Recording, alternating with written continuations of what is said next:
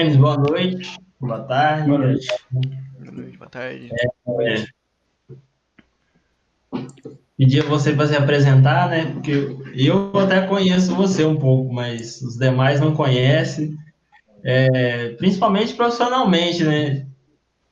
Pedi a você para Claro. descrever um pouco, resumidamente, da sua trajetória, desde o período acadêmico até hoje, as experiências profissionais, sua carreira. Uhum, Por claro. favor. Tá. Você conhece um pouco a sacanagem, né, Pedrinho? Deve ter o quê? Nem sei mais. Bom, pessoal, me chamo Denis, tenho 26 anos, eu sou formado, assim como vocês serão um dia, pela UFES, na Universidade Federal do Espírito Santo, no campus de Alegre, no curso de Sistemas de Informação. Sou da turma que formou em 2016-2, ingressei em 2016-2. Formei em 16-2, ainda tenho um restinho de estágio aí que eu acabei deixando fazer no final de 2017-1. Tá?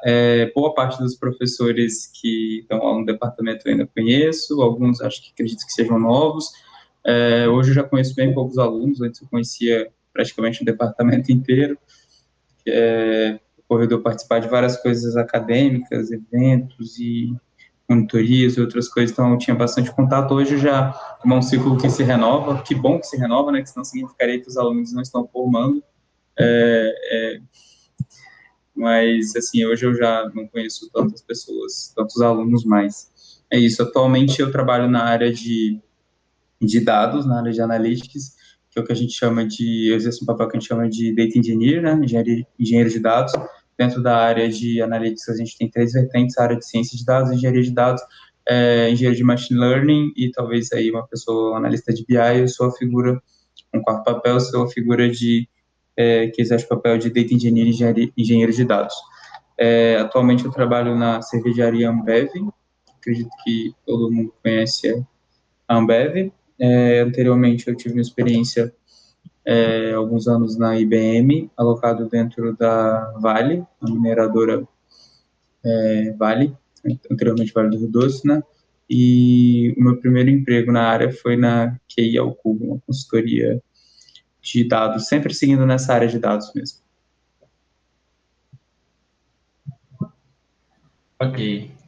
Alguém tem mais alguma pergunta de início? Não, pode seguir. Tranquilo. Assim eu tenho. Ah, Ah, Então, você teve sempre trabalhando constantemente. Meio que já saiu da faculdade e já embalou no mercado de trabalho. Não teve, assim, dificuldade, problema, assim, né? Não tive dificuldade de encontrar trabalho, nunca, em nenhum momento da carreira até hoje. Nunca tive dificuldade nem quando eu formei. Acho que quando eu saí de Alegre, eu já tinha dois empregos em vista. Porque, assim, quando foi meu último período da graduação, eu já comecei a procurar muito estágio, né? Foi um caminho normal. E aí eu fui fazendo, eu ia formar em dezembro, né? Embora de Alegre em dezembro, quando foi em setembro, agosto, já estava ingressando em alguns processos seletivos, em algumas vezes em Vitória. E aí, quando foi em dezembro, eu já estava na etapa final de dois, e aí eu fui aceito nos dois, aí eu só tive que avaliar a proposta e ver qual que fazia sentido. Entendi. Então, o mercado estava... deu Não, uma, não vi a pergunta. deu deu uma uma falha. falhada aí, Igor. Cortou aí. Assim, que eu estava falando, eu comentei. Então, o mercado estava, assim, e talvez hoje, não sei, né? Talvez você possa dizer para a gente. Ainda hoje ele deve estar bem aquecido, então, na área de TI. Não falta emprego, sabe? Sim, olha só, eu arriscaria dizer que das pessoas que estudaram comigo, que eu tenho contato, nenhuma delas está desempregada, tá? E o mercado, sim, está aquecido, depende muito da pessoa, da área que você atua, mas o mercado está aquecido. A gente é uma área que tem a sorte de ter sido menos afetado por questão da quarentena e do Covid, menos, né? Não quer dizer que não tenha sido. Obviamente, as pessoas que trabalham em empresas que sofreram recessões aí por conta da pandemia, houve uma queda, um corte, um número de corte, e pode ter acabado perdendo o emprego, mas assim, o mercado sim está aquecido, estava quando eu formei. Eu, desde que eu comecei a atuar, nesses 4, quase 5 anos, não vi o mercado não aquecido em nenhum momento. Entendi, perfeito. Tem mais alguém? Não. Por mim, tranquilo. Beleza. Ô, Denis, seguindo aquele roteiro que eu te falei, com sua experiência na área, na verdade, você com certeza aconselharia a pessoa que deseja fazer um curso de sistemas de informação ou outro curso da área de TI. Eu acredito que com certeza você aconselharia, né? Mas o que você acha que é fator principal para a pessoa, principal e determinante para a pessoa escolher esse curso e como isso te moldou como pessoa? Deu uma nova visão como profissional? O que você achou dessa área? Eu gosto de ser bem honesto nesse sentido, assim, eu vou contar um pouco da minha história de como eu escolhi o curso. Eu entrei no curso, não era a minha opção mas minha primeira opção, tá? Vou ficar aqui pregando um discurso de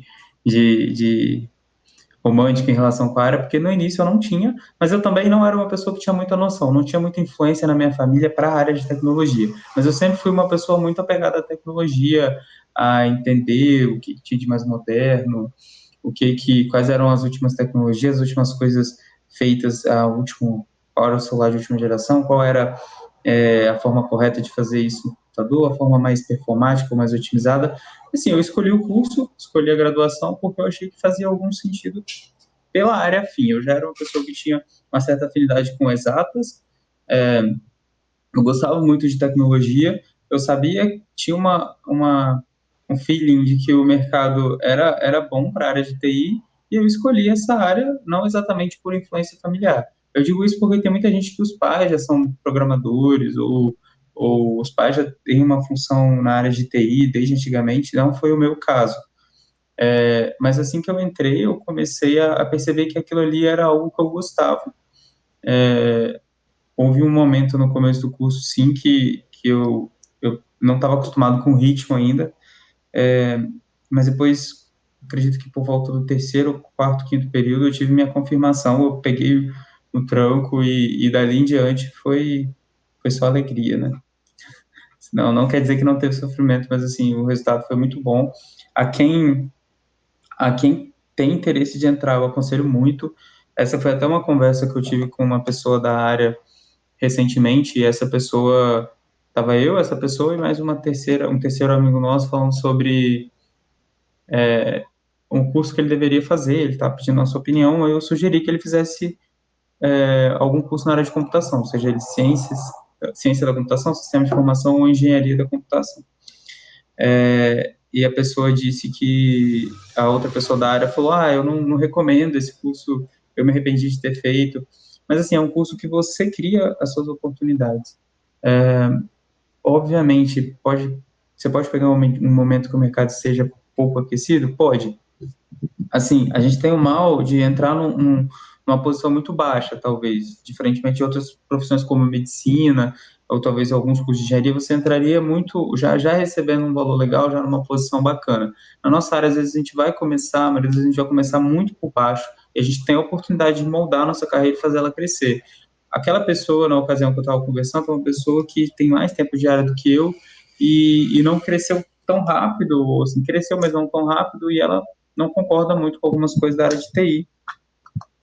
Sempre se questiona muito a forma que o mercado vai evoluindo. Então, no caso dela, e ela tem que aprender uma tecnologia nova. No caso dela, ela não estava satisfeita. No meu caso, eu estava satisfeito. Mas porque, de certa forma, é uma pessoa um pouco mais acomodada. Depende muito de você, da sua vontade de fazer com que o curso ou com que o profissional que você dê certo. Então, eu recomendo sim o curso de ciência da computação. Se você me perguntar sobre expectativa salarial, eu vou dizer que ela pode ir de um valor mínimo que vocês tenham na cabeça de vocês, e o valor ele é imetrificável. Assim, se você me perguntar, o teto da área de TI é tantos mil. Eu falo, não, porque as pessoas mais ricas do mundo, as empresas mais ricas do mundo são da área de tecnologia. E o que te impede de chegar lá é só você mesmo.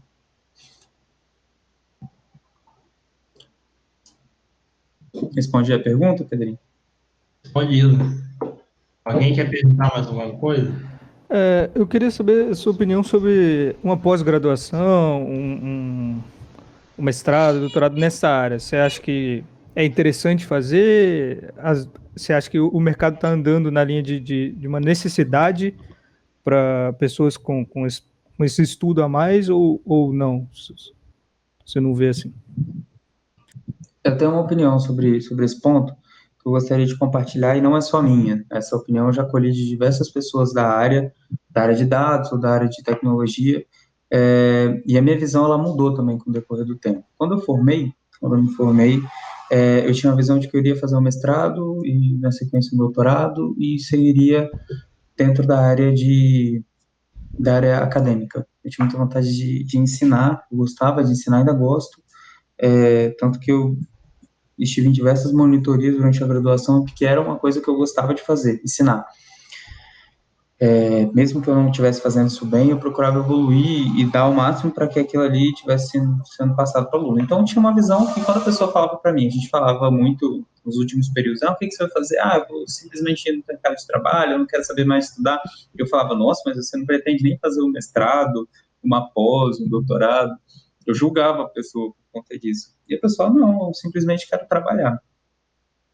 E eu fui mudando essa visão conforme eu fui formando, que para mim a carreira acadêmica seria o que eu queria fazer. Eu já sabia que eu não queria ser programador. Não era assim, eu gosto de programar, fiz diversas coisas com programação durante a faculdade, seja voluntária, seja para o meu TCC, seja para formação, fiz várias aplicações com programação em diversas linguagens, mas assim, eu acho que aquilo não era o meu limite, eu queria fazer mais. Então, eu falei, eu quero ir para uma área acadêmica, porque para mim, se eu não for para a área acadêmica, eu vou virar programador. Já era uma visão distorcida. Quando eu consegui a minha primeira oportunidade de estágio, que eu descobri que eu poderia trabalhar na área de dados, eu comecei a ficar tão envolvido naquilo ali, e o meu estágio, ele foi para mim uma época de tanto aprendizado, que eu comecei a desprender um pouco da ideia de que eu era obrigado a fazer um mestrado. Eu falei, eu gostaria de fazer um mestrado em algum momento, mas eu quero fazer um mestrado numa área que faz sentido para mim. Então, o que aconteceu? Eu sempre tive uma visão clara de que para mim, não queria fazer uma pós-graduação. Eu não via interesse em fazer uma uma especialização. Eu via sentido em fazer um mestrado. Isso para mim, objetivo pessoal, eu preferia ser mestre, depois doutor, do que fazer uma especialização. E até por esse motivo que até hoje eu ainda não fiz uma especialização, não fiz um mestrado.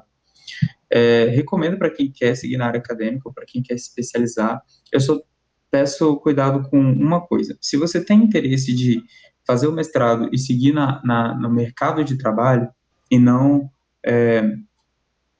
na área acadêmica ou na área científica, que você tenha o mínimo de experiência antes de iniciar o mestrado, ou que você mantenha em paralelo o mestrado e o nível de experiência de mercado de trabalho. Não sei se vocês conseguem compreender, mas o que eu quero dizer é o seguinte: se você tem intenção de seguir no mercado de trabalho com um status de mestre ou como doutor e não ser um professor, faça o mestrado e, aliado ao mestrado, trabalhe também. Tenha uma experiência profissional. Existem determinadas habilidades e experiências que só o tempo no mercado de trabalho vai te dar, passando por, querendo ou não, um estresse de ter que fazer as coisas um pouco ali, ao vivo, de esperar um cliente fazer uma entrega, que o mestrado não vai te dar. E quando você já fez 2, 3 anos de mestrado, 4, 5 anos de doutorado, aí já vai dar para 8, para 10 anos aí estudando após a sua graduação. Se você depois disso tudo for querer entrar pela primeira vez no mercado de trabalho, você não vai aceitar entrar recebendo o salário de um estagiário, um salário de uma pessoa júnior. Você vai querer entrar recebendo o salário de uma pessoa sênior.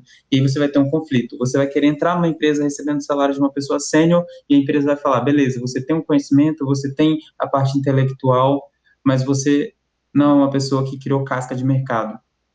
Você não está acostumado a fazer entrega para cliente, você não está acostumado a fazer uma coleta de requisito ali ao vivo, você não tem experiência de trabalhar de fazer uma entrega, de ter contato com o cliente, de viajar, negócios, você não tem uma experiência ali de lidar com o time, para gerenciar esse time, você só tem uma experiência científica e não tem uma experiência técnica profissional. Por isso que eu digo, se você quer fazer um mestrado, quer fazer um doutorado, torne isso como uma coisa que se acrescenta a seu conhecimento de mercado, e não uma única coisa, porque depois você não vai aceitar uma vaga júnior e a empresa não vai querer dar uma vaga sênior para uma pessoa que não tem experiência de mercado de trabalho. Agora, se você tem interesse em seguir a carreira acadêmica e não quer seguir no mercado de trabalho, continue, faça o mestrado, faça o doutorado, talvez não tenha necessidade tão grande de ingressar no mercado de trabalho, e depois você pode vir a ingressar numa instituição, seja ela privada ou pública, ou até mesmo como uma empresa na área de pesquisa. Mas agora, se o seu negócio é contato com o cliente, é importante você entender que o mestrado e o doutorado são formações, mas o mercado de trabalho, a experiência de mercado de trabalho também é uma formação muito valiosa. Entendi. Perfeito. Mas alguém vai perguntar alguma coisa? Alguma dúvida? Tranquilo por mim ainda. Beleza. Denis, você falou do momento em que você passou pelas empresas anteriores, você fez estágios, mas, tipo assim, qual era a sua expectativa? Era mais um suprema profissional, ou, tipo assim, alcançar um salário bem acima do que era até mesmo discutido em sala de aula? Você acha que, como um profissional realizado, seria mais aquele que tem muito conhecimento, ou aquele que tem um ótimo salário, nome no mercado? Diz aí. Tá. A pergunta é se eu queria ser uma pessoa que tem um salário alto, ou se eu queria ser uma pessoa reconhecida pelo meu conhecimento e de renome. É essa? Sim. Deu uma falhadinha. Beleza. Primeira resposta é que as duas coisas caminham juntas, certo? Você vai receber bem se a empresa que você está te reconhece pelo trabalho que você faz. Porque se você trabalha numa empresa, você está gerando valor para ela de alguma forma, e ela precisa te reconhecer. A empresa não pode só querer ganhar em cima de você, sem você fazer ela gerar valor, você fazer ela impulsionar o crescimento sem que ela te reconheça. Então, se você é um funcionário uma pessoa, um profissional, né, de renome, que é reconhecido, automaticamente você vai ser uma pessoa que é bem remunerada. Bem remunerada também é relativo. Bem remunerado para mim não pode não ser o mesmo que bem remunerado para você, que com certeza não é bem remunerado por um VP, por um vice-presidente, por um diretor. Bem remunerado não existe. Pergunta para alguém, vê se alguém vai dizer que ganha bem. Ninguém diz que ganha bem. Todo mundo fala, tem sempre algo a reclamar. Deixa a pessoa um ano no carro que ela vai falar, esse salário já não dá. Aí você vê a pessoa recebe 5 vezes mais do que a outra, que está numa outra realidade. Ninguém nunca fala que ganha bem. Mas a minha expectativa nunca foi por dinheiro, tá?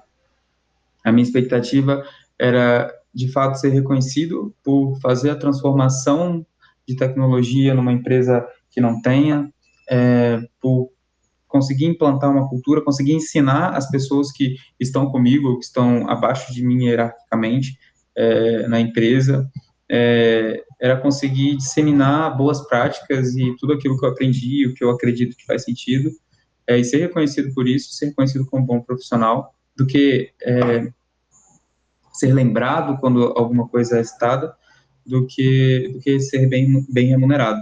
E essa questão, na minha carreira, eu já tive várias vezes. Por exemplo, quando eu trabalhava na IBM Brasil, na IBM, no Advanced Analytics da IBM, diversas vezes ocorreram de um cliente precisar de um profissional para exercer tal e tal atividade, mexer com tal e tal ferramenta, uma ferramenta específica, e um time de muitas pessoas, eu fui lembrado porque as pessoas sabiam que eu mexia com aquela ferramenta. Então, isso para mim é gratificante. Ser lembrado, ou um amigo meu ver uma posição, uma vaga interessante numa empresa que casa com as minhas habilidades e ele ter total confiança de me indicar. Isso é muito importante. Você ser reconhecido, você transparecer aquilo que você é como profissional, com seu conhecimento, é extremamente importante para que você seja direcionado a posições, as pessoas te recomendem para algo, que elas sentem confiança em você, no seu trabalho, para te recomendar. Então, sim, o meu objetivo era ser reconhecido pelo que eu faço, ter um alto nível de conhecimento, entregas de qualidade, e eu acho que o salário é só uma consequência disso. Ok. Alguém tem mais alguma dúvida? Alguma pergunta? Eu. Assim, quando você estava egressando lá da faculdade, você tinha, por exemplo, alguma empresa em mente que você queria trabalhar, tipo, tá ligado? Alguma meta assim que você sempre quis? Que, tipo, sua meta final seria chegar nessa empresa, em tal cargo, fazendo tal coisa lá dentro. Se quando eu estava na graduação tinha alguma meta, alguma coisa que eu enxergava como Isso. objetivo, Hum, não, eu não tinha. Não tinha. Porque na minha visão da graduação, eu queria ser. Houve, no meu caso, uma mudança de visão, né? Eu queria ser um professor muito reconhecido, eu queria fazer o mestrado, fazer o doutorado, ser reconhecido por publicar tantos e tantos artigos. Só que as pessoas mudam, os nossos objetivos mudam. Eu gostei dos desafios que me foram apresentados na área de dados dentro do mercado de trabalho, então os meus objetivos mudaram. Hoje eu tenho, mas na época da graduação eu até tinha, só que não é mais o mesmo. entendi. Acho que eu respondi a sua pergunta, né? O que eu tinha de objetivo de carreira e durante a minha graduação é muito diferente do que eu tenho hoje. Entendi. Isso aí. E rapidinho, voltando, você trabalha na área de dados atualmente, certo? Curto. Cortou. Não estou ouvindo. Você trabalha na área de dados atualmente, certo? Uhum, sim. E assim, a formação, tudo que você fez no curso de SI, você acha que assim, foi uma base bem sólida? Ou você acha que falta alguma coisa assim no curso ou foi bem completo? Cara, eu acho que todos os conhecimentos da área da minha graduação, eles estão implícitos assim nas coisas que eu faço no dia a dia. Eu não consigo delimitar, isso aqui eu aprendi na faculdade, isso aqui foi graças a aquele cursinho que eu fiz, isso aqui foi graças àquele colega de trabalho que me ensinou, isso aqui foi da faculdade. Eu não consigo dizer. Eu consigo dizer coisas que eu acho que eu via que seriam interessantes a gente adicionar no curso de SI, principalmente a disciplina de inteligência artificial. Eu acho que é importantíssimo que essa disciplina esteja na grade do curso de SI. Primeiro, porque é a única disciplina da graduação, na minha época, que trabalhava o Python, a linguagem Python, que é extremamente importante hoje para quem quer trabalhar com dados. Segundo, porque é uma disciplina extremamente importante para te dar o feeling de inteligência artificial, que é uma coisa que está extremamente em alta. Eu não sei se a grade mudou, se essa disciplina foi incluída, se não, ela deveria ser incluída. E eu não sei se tem alguém aqui de SI, né? Eu acredito que não. Se não, encare como uma optativa obrigatória para você. Faça, porque vale a pena. Eu acho que uma coisa que falta nos cursos de graduação, especialmente no curso de SI também, no curso de ciência da computação, são mais matérias relacionadas à segurança da informação, mais Python, eu diria também. Mas, assim, o que eu acredito que a base que a graduação me deu foi suficiente para que eu me tornasse o profissional que eu sou hoje. Seja com coisas que eu aprendi na faculdade ou com coisas que eu fui aprendendo com o tempo no mercado de trabalho e falei, eu já li um pouco sobre isso aqui em tal período, eu vi um pouco sobre backup e restore na disciplina de gerenciamento de banco de dados, eu vi um pouco sobre padrões de projeto na disciplina de projeto de sistema de software, eu lembro desse padrão, eu lembro disso aqui, desse conceito de programação orientada a objeto lá de programação 2. Então, é uma coisa viva, o mercado de TI é vivo, ele vai mudando, mas as pontas nunca ficam totalmente soltas, né? Tudo está relacionado, as coisas vão se evoluindo. A tecnologia que você aprender aqui, ela é uma evolução de uma tecnologia lá atrás, e os princípios nunca deixam de existir, né? Ainda vão continuar existindo. Perfeito. Respondi a pergunta? Respondeu.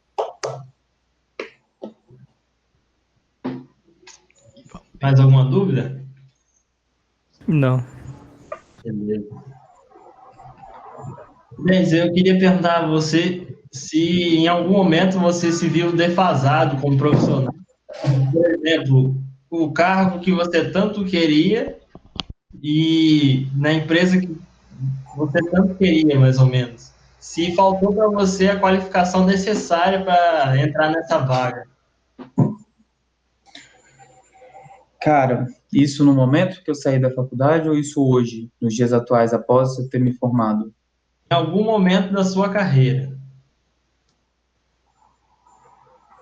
Já aconteceu de ter vagas que não tinham coisas que atendiam o meu perfil. Logo que eu me formei, eu vi algumas vagas que, em alguns momentos, a entrevistadora, me lembro muito desse momento. Essa é interessante, fica a dica para vocês aí. A entrevistadora perguntou: como é que tá seu nível de inglês? Eu disse: meu nível de inglês é intermediário. Ela começou a falar inglês e eu, tipo, tava compreendendo muito pouco o que ela tava falando e eu perdi aquela oportunidade por conta do inglês. Então, provavelmente, mesmo que naquele momento eu não deixaria que novas oportunidades ou que novas portas se fechassem por conta disso. Acho que é extremamente importante para quem faz um curso de tecnologia conseguir aprimorar sempre um novo idioma, especialmente sendo ele como principal o inglês primeiro. Esse foi não é conhecimento técnico, mas como profissional, eu nunca me senti, Pedrinho, eu acho que eu vi, Pedro, né? Nunca me senti defasado. Eu acho que o mercado, vão existir vagas para diferentes perfis de profissional. Eu acho que você olhar e se sentir defasado é uma visão um pouco negativa, pessimista de você mesmo.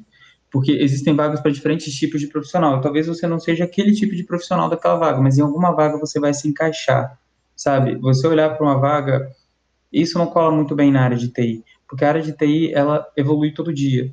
Enquanto a gente começou essa conversa, uma nova tecnologia surgiu, uma nova linguagem, uma nova biblioteca para uma linguagem apareceu que é muito melhor do que a que você já trabalha hoje. Então, se você for ficar fazendo esse tipo de comparação, se você se encaixa, procurando vagas que se encaixem a você, você vai se decepcionar, você vai se sentir defasado. E isso eu não me sinto, porque eu sei se eu não atendo pré-requisito para aquela vaga, eu olho, beleza, aquela vaga é para outro tipo de profissional, talvez um profissional com mais experiência, talvez essa linguagem não é uma linguagem que eu sei, mas existem vagas para sua linguagem, para a linguagem que você gosta mais de trabalhar, para as ferramentas que você sabe, no nível que você sabe delas. Então, assim, procure vagas que se encaixem no seu perfil. Não olhe as vagas e se sinta defasado. É óbvio que, se você sabe fazer extração de dados, se você sabe programar em Python, só em Python 2, sendo que a gente já está no Python 3, obviamente você precisa evoluir em termos daquela linha que você segue. Agora, eu só sei programar em Python, mas eu vi uma vaga em R, eu vou ficar triste, me sentir defasado? Não, você está procurando vaga numa linguagem programador R, sendo que você é programador Python. Agora, se você é um programador Python,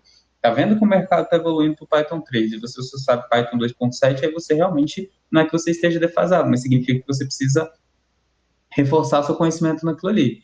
E o tempo que você perderia se sentindo defasado, na verdade, invista esse tempo se atualizando, então, nessa ferramenta.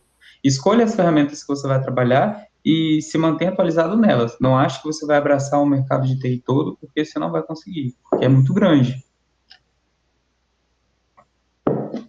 É isso. Alguém tem mais alguma dúvida?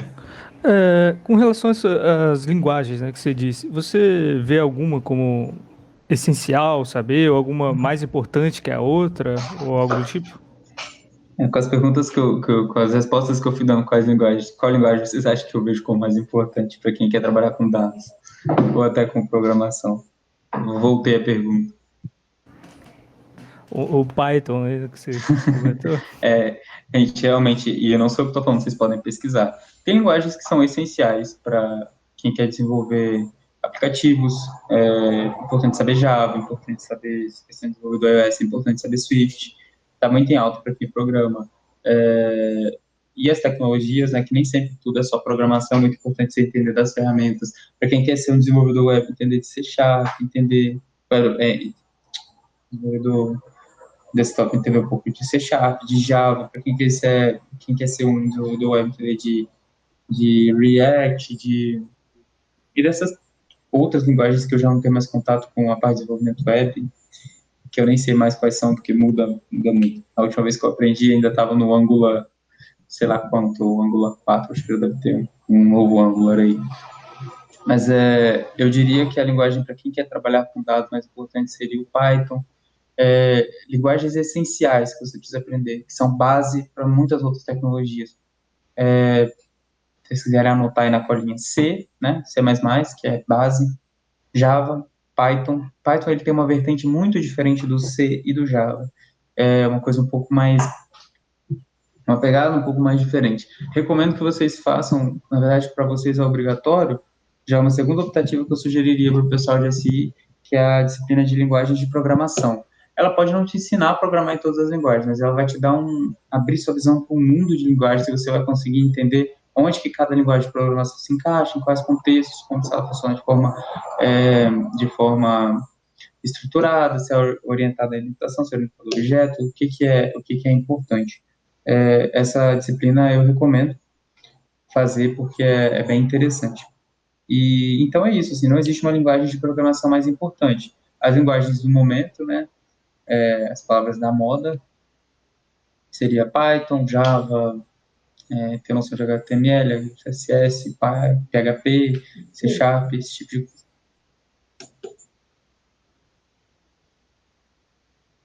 Tem mais alguma dúvida? Não, eu não. Bem, não. Bem, dessas novas tecnologias, por exemplo, podemos citar a inteligência artificial e muitas outras que estão surgindo. O que norteia a sua vida como profissional? O que você tem usado frequentemente e recomenda que nós nos aprofundemos no assunto? Assim, para minha área, para a área que eu atuo, que é a área de dados, eu acho que esse primeiro ponto vale para a computação como um todo. A computação migrou já há um tempo, está migrando para a computação em nuvem, certo? As empresas deixaram de ter aqueles grandes data centers. Nossa, você vai ver o data center da Caixa, é um prédio de 5 andares. Isso está acabando, se não já acabou. Hoje é tudo na cloud, AWS, da Amazon, Azure, da Microsoft, GCP, Google Cloud Platform. Então, assim, é importante vocês começarem a fazer cursos sobre as ferramentas da stack da Azure, da AWS, seja se você vai trabalhar com dados, se você vai ser programador. É importante entender como é que essas ferramentas da nuvem funcionam, porque a maioria dessas coisas hoje rodam na nuvem, tá? A maioria das coisas hoje rodam na nuvem para ter alta disponibilidade. E tem os conceitos que vocês vão aprender lá em sistemas distribuídos de redundância, transparência, réplica, backup e vários outros conceitos que vocês vão aprender. Então, assim, o conceito de nuvem, ele faz total sentido vocês estudarem, mas, assim, o que norteia o meu conhecimento é muito entender de nuvem, né, porque tudo que é processamento de volume de dados, ele está na nuvem, entender muito qualquer coisa nova sobre Python, sobre PySpark. Spark é uma tecnologia para processamento de Big Data. Qualquer coisa também relacionada a Big Data, relacionada a Data Science, ciência de dados. Mas, assim, como eu não sou cientista de dados, eu sou engenheiro de dados, algumas coisas dentro da área de ciência de dados eu gosto de aprender mais de forma genérica. Eu não vou muito a fundo porque eu prefiro me especializar em coisas relacionadas a Big Data, a engenharia de dados, a banco de dados, a performance dos bancos, das consultas, desempenho de ambientes, e também um pouquinho de visualização de dados é uma coisa que eu aprendo bastante, UX, como exibir os dados de forma, não é só montar um gráfico e achar que o cliente vai entender aquilo ali, como montar um storytelling que faça mais sentido para o cliente e que ele consiga, para o business, né, para a pessoa estratégica, que ela consiga entender o que você está querendo responder, o que você está querendo levar de informação com aqueles dados que você está mostrando, e não simplesmente apresentar um monte de planilha, um monte de gráfico XY, e a pessoa não vai conseguir tomar decisão nenhuma com aquilo ali. Ok.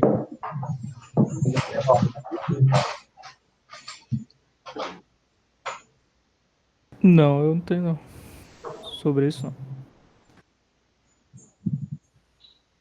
não. Tá bom. E como você disse que está na Ambev, né? Toda a sua carreira, você buscou uma oportunidade profissional, diz que escolheu a área de dados, mas você se considera um profissional, tipo assim, cheguei no meu limite, não de aprendizado, mas tipo assim, de estar no emprego que eu sempre quis.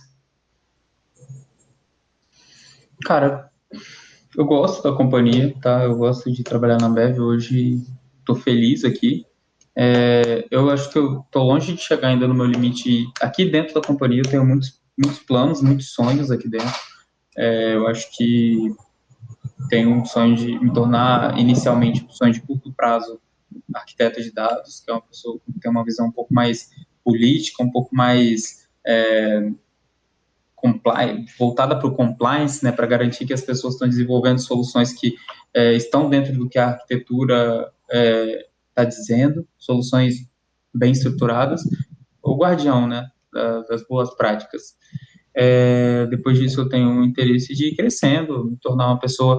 Tenho interesse agora de nível de curto prazo, de me tornar esse papel de arquiteto de dados, e depois, a um prazo mais médio para longo, começar a gerir pessoas, né, ser gerente de pessoas.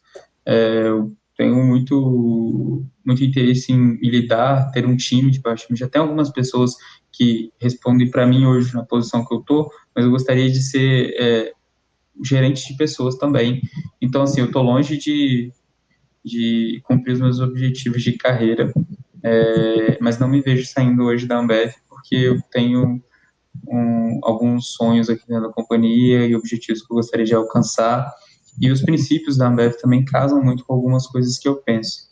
Então, estou feliz na posição que eu estou, mas longe de estar no meu limite.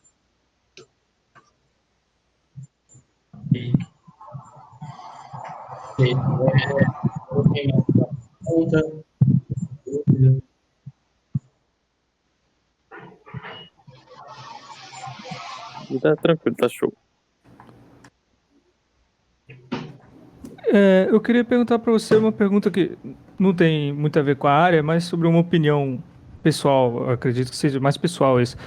Porque a nossa área a gente não tem um conselho para, como por exemplo o CREA, que é da engenharia, para definir certas coisas que são definidas por um profissional de engenharia.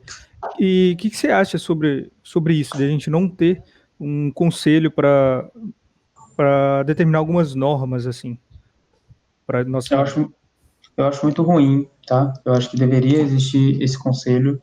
Para mim, isso já devia ter sido criado. Acho que eu e a professora Larice, junto com a turma, já discutimos isso há tantos anos atrás, quando eu estava na graduação, e eu tinha esperança de que um dia isso fosse acontecer. Ainda tenho, mas pelo jeito hoje, na data de 4 de dezembro de 2020, que já deve fazer no mínimo uns 4 anos que a gente discutiu isso, no mínimo uns 6 anos, não aconteceu. Esse conselho, para mim, ele acabaria com uma coisa que eu acho muito ruim na área de TI, que são profissionais que não têm... para mim é um descaso, primeiro, né? Assim, um descaso você achar que qualquer pessoa pode manipular dados sem ter feito, no mínimo, um curso de segurança da informação, um curso de ética, como se portar com dados que você tem, boas práticas de como você está lidando com atividades de risco. Então, assim, para mim, deveria existir esse conselho com o objetivo de não estabelecer um piso salarial, tá? Isso eu acho que, se você não está satisfeito com o piso salarial, o que você deveria fazer com o salário que você recebe, o que você deve fazer talvez é conversar ou procurar outra oportunidade em uma empresa que te ofereça aquilo que você espera. Eu acho que o piso salarial a gente já sabe que não funciona, porque no conselho de engenharia, por exemplo, você vê, piso de engenheiro é 7 mil. Chega no mercado de trabalho, as empresas contratam o engenheiro como analista. Então, o que está fazendo? Pegando um grande atalho para poder pagar menos para um engenheiro, um profissional que é claramente formado como engenheiro, que mantém o CREA para ser contratado como analista e receber muito menos. Por quê? Poucas empresas vão contratar o profissional como engenheiro pagando o que o piso está dizendo. Mas eu vejo muito prejuízo de você ter tantos profissionais na área de TI não formados na área de TI, ou não formados em nada, tá? Eu acredito que minimamente uma graduação na área de TI você deveria ter para poder trabalhar com determinados ramos na área de TI. Então, esse conselho ajudaria nisso. Entendi.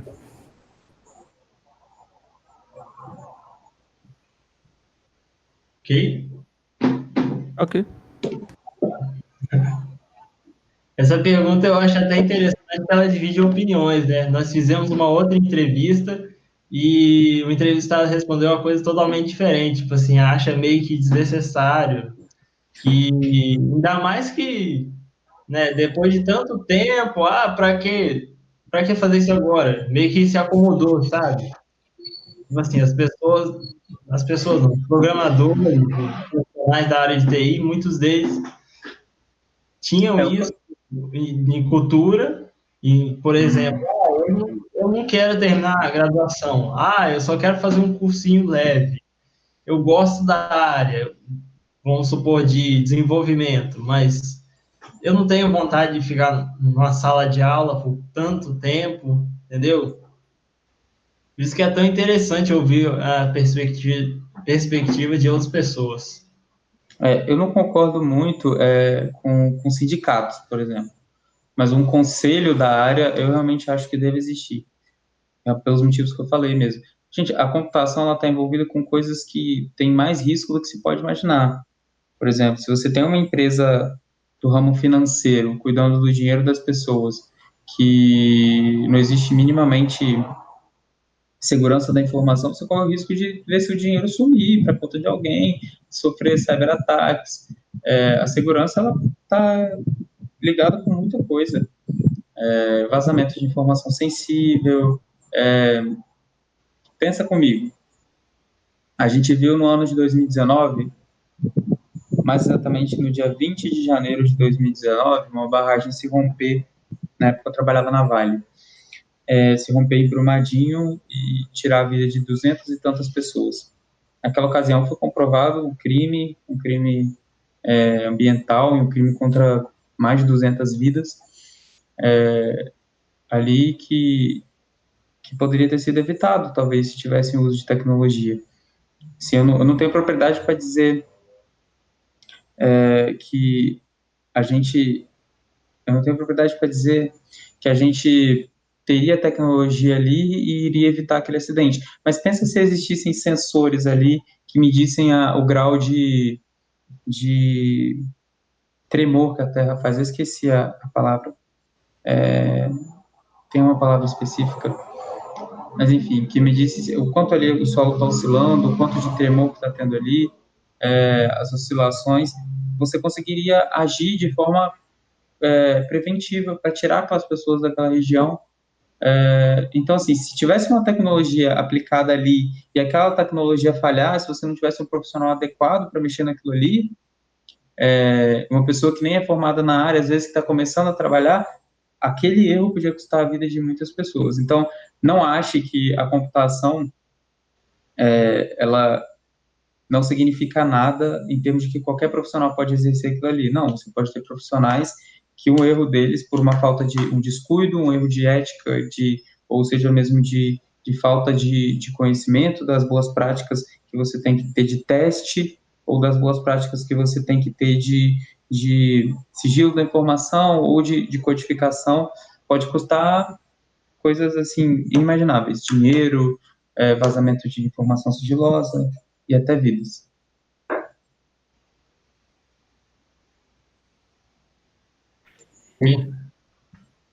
Isso aí. Alguém tem mais alguma dúvida? Não, não tem não. Bem tranquilo também.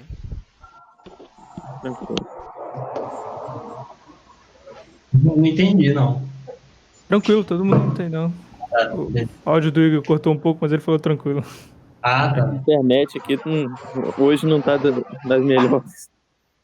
Tá horrível a internet aqui hoje. Então, vou continuar aqui. Denis, na verdade, nas nossas vidas, a tecnologia hoje é impossível viver sem tecnologia, podemos dizer.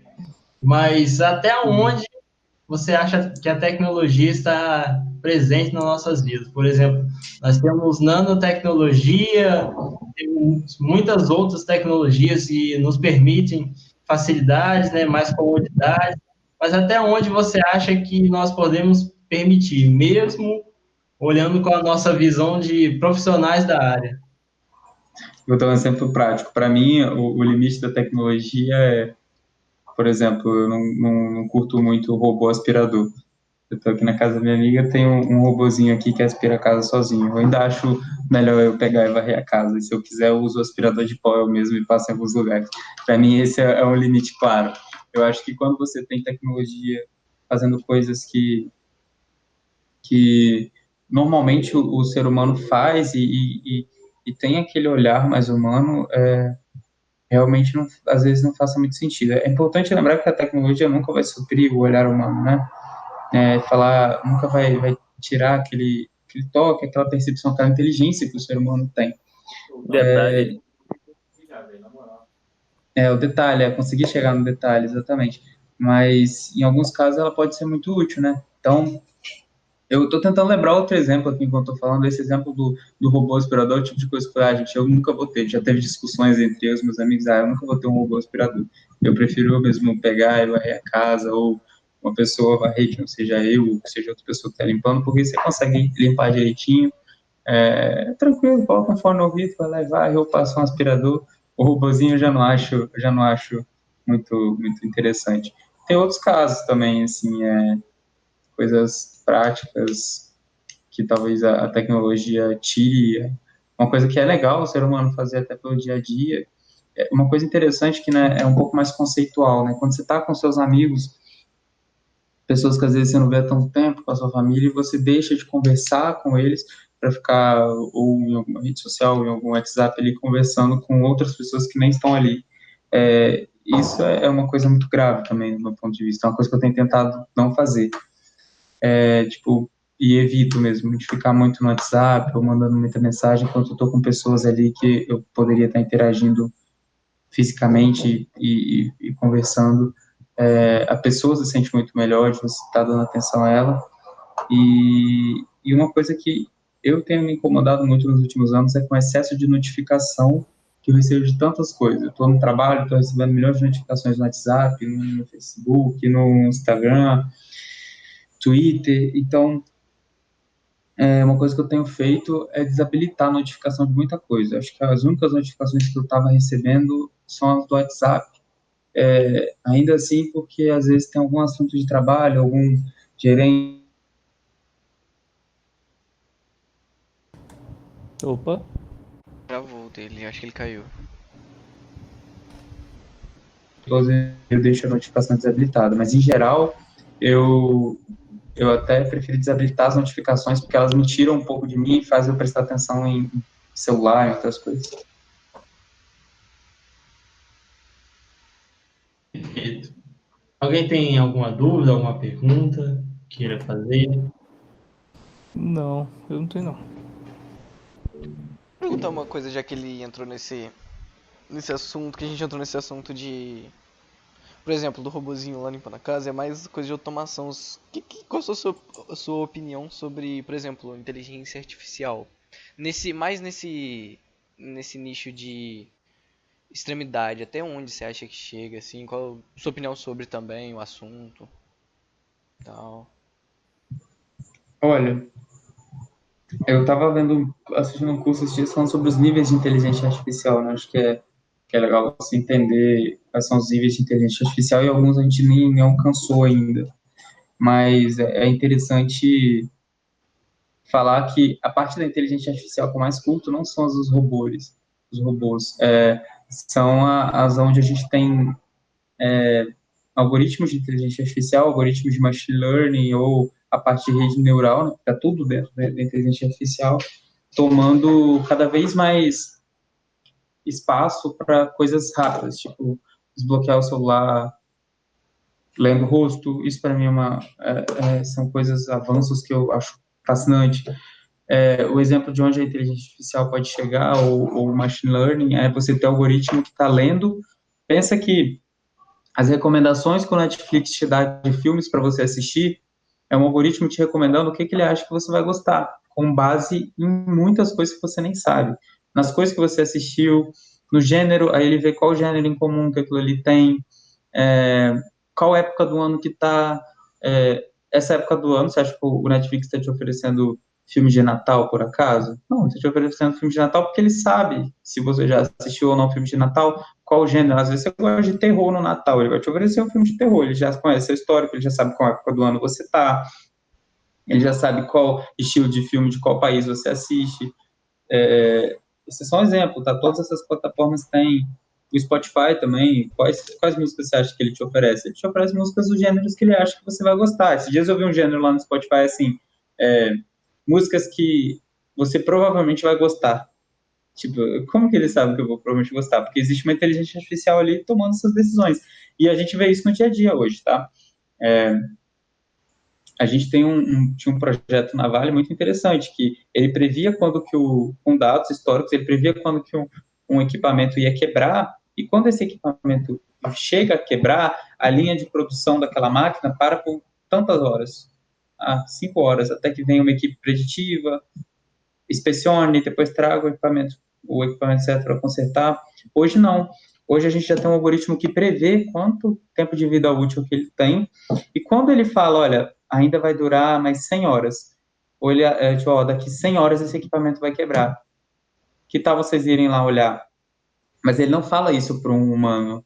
Ele vai lá e insere um chamado no sistema que o inspetor olha, e o inspetor nem sabe quem botou aquele chamado lá, se foi o supervisor dele ou se foi o sistema. O sistema, o próprio algoritmo já imputou lá, já colocou que ele precisa ir lá inspecionar aquela máquina, porque o algoritmo entendeu que aquela máquina vai quebrar. Se ele consertar antes, a máquina vai parar por quê? 1 hora, não vai parar por 5 horas a linha de produção. Então, esses pontos eu acho que é fascinante, é onde a gente pode aproveitar muito a inteligência artificial para nosso favor. Agora, na época da Covid, o que mais teve foi case aí do Albert Einstein, de outros hospitais, para você trabalhar em cima dos dados de Covid que estão sendo gerados. Então, para mim, esses são os grandes pontos que a gente precisa explorar e tende a ganhar e avançar com a inteligência artificial. Entendi. Você falou das redes sociais e tal. Tem um documentário bem legal na Netflix, né? Que é o Dilema das Redes, se eu não me engano. Que ele fala justamente sobre essas coisas aí. Que ele fala que nas redes sociais o produto são os usuários, né? Que eles vendem os usuários para pessoas que querem fazer propaganda, né? E eles têm o perfil de cada um de acordo com o uso das pessoas. E lá fala da visão dos próprios desenvolvedores de certas coisas que tem lá, que depois eles viram como estava indo a linha, né? Que estava tomando a tecnologia que eles tinham criado. Eles viram que não estava sendo legal. É um documentário bastante legal que fala sobre isso aí. Assim, você acha que eu acho que ninguém aqui gosta de... Esse é um tipo de propaganda que existe, mas que eu acho que é unânime, ninguém gosta. Pesquisar uma cadeira no Google e começar a aparecer cadeira em tudo que é lugar. Tipo, ninguém gosta disso. Não é o tipo de tecnologia que vai te agradar, tipo, você começa a ver cadeira em tudo que é lugar. Eu acho que isso funciona em 1% dos casos. Da pessoa, comecei a ver cadeira aqui em tudo que é lugar, essa cadeira é bonita, realmente eu estava querendo. Não. Geralmente, se a pessoa for pesquisar sobre cadeiras, ela não é um anúncio qualquer que vai chamar a atenção dela. Geralmente se ela for entrar no site e ver. Agora, se for aquelas propaganda piscando, aquelas coisas meio... Isso me incomoda um pouco. Já é um limite que eu acho que a gente chegou que não é legal. Sim, eles até falam sobre isso, que, por exemplo, na televisão tem as regras, né, que tem que se seguir. Numa rede social, eles não têm uma regra que eles têm que seguir de até quando eles têm que assim, respeitar a sua busca na internet, né? O Google, por exemplo. Sim. Exatamente. Só opinando rapidinho, eu particularmente, eu acho essa parada muito estranha, igual você estava comentando. Você pesquisa alguma coisa que você quer comprar, aí do nada aparece diversas coisas. Então, é meio paranoia, né? Não sei. Mas, pô, você vê que os caras têm acesso a tudo assim, que você está pesquisando, cada dado, sei lá, estranho. Isso fica guardado, armazenado aí no cache, nos cookies do seu navegador, do seu dispositivo, por exemplo. Mas a tendência com a LGPD, não vou entrar no detalhe, mas se vocês quiserem pesquisar depois o que é LGPD, acho que é Lei Geral de Proteção dos Dados, eu acho que vale a pena. A tendência é que isso diminua. Assim, a gente sempre vai trabalhar com volumes grandes de dados, por exemplo. As operadoras de telefone, elas vendem todas as informações para os sites que vocês entram, que nós entramos, né? Eu não sou uma pessoa diferente, também os sites, isso tudo são informações que são vendidas. Vendidas para quem? Para grandes companhias, que têm interesse em usar aquela informação de alguma forma. E elas podem vender? Pode vender. O que você não pode vender é uma coisa que identifique que aquele acesso foi feito pelo Pedro Henrique. Não, você pode vender um volume, só que você tem que anonimizar o nome, a coluna, sei lá, o CPF, você tem que mandar só informações de região. Por exemplo, no Espírito Santo, as pessoas acessam mais, sei lá, americanos.com, acessam mais, lá no norte, bebem mais tal refrigerante, ou lá no Nordeste, as pessoas costumam procurar mais ar-condicionado, entendeu? Esse tipo de informação você pode vender, mas você não pode vender no grão, falar, fulano de tal, procurou tal e tal ar-condicionado, tal, esse tipo de informação você não pode vender porque existe agora a Lei Geral de Proteção dos Dados, que você não pode mais trabalhar ao além, discriminadamente com os dados, né? Ainda mais vender.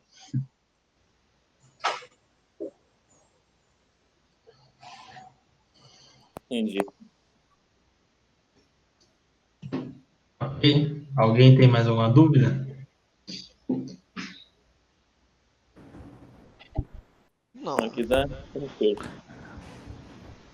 Não tem também, não. Beleza. Bom, acho que podemos encerrar por aqui, né? Pelo horário, para não tomar muito tempo dele. Sim. Já Sim. tá bom, já. Alguém tem mais alguma consideração, um comentário a fazer? Eu queria agradecer aí pelo tempo, né, que você separou aí para responder essas perguntas. Foi bastante legal saber uma opinião diferente ou uma opinião nova, uma visão nova aí de uma pessoa que já está no mercado de trabalho. Queria agradecer aí, obrigado. Sim. Bacana. Tá, beleza, pessoal. Agradeço também o espaço aqui para falar, compartilhar com vocês. Espero ter contribuído de alguma forma aí, com a minha visão de quem já esteve nessa mesma faculdade, nessa mesma cidade, estudando, se não o mesmo curso, mas a mesma área. Acho que de alguma forma isso contribuir já valeu o meu tempo aqui. Então é isso, pessoal. Agradeço a oportunidade. Estou à disposição se precisarem de falar, de um novo bate-papo, estamos aí. Se alguém quiser manter algum contato profissional, eu vou deixar o meu LinkedIn depois com o Pedrinho, é só pegar com ele, ele pode direcionar para vocês, tá bom? Show, então.